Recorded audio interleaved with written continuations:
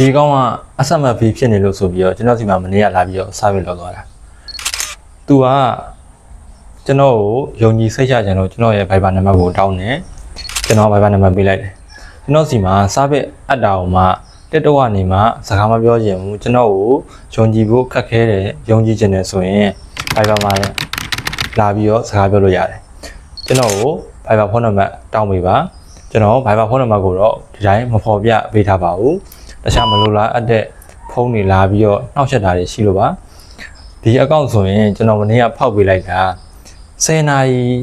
ဖိုးကန်နေလောက်ကနေပြီးမှဟိုလောက်ဖြစ်မယ်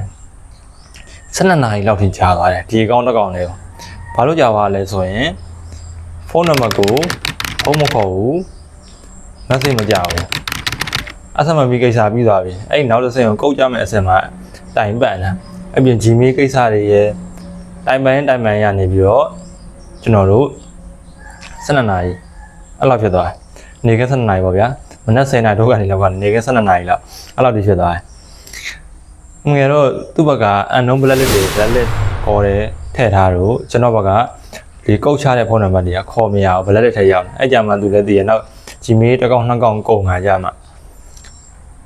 အဲ့ကြတော့မိတ်ဆွေတို့အနေနဲ့ Telegram ကျွန်တော်ဒီမှာလာပြီးတော့ service app မယ်ဆိုရင်အဆက်မဖီးကိစ္စတွေ service app မယ်ဆိုရင်အဲ့လိုရတယ်ဒါပေမဲ့ကိုယ့်ရဲ့ဖုန်းက unknown blacklist တွေဖွင့်လာရဆိုရင်တော့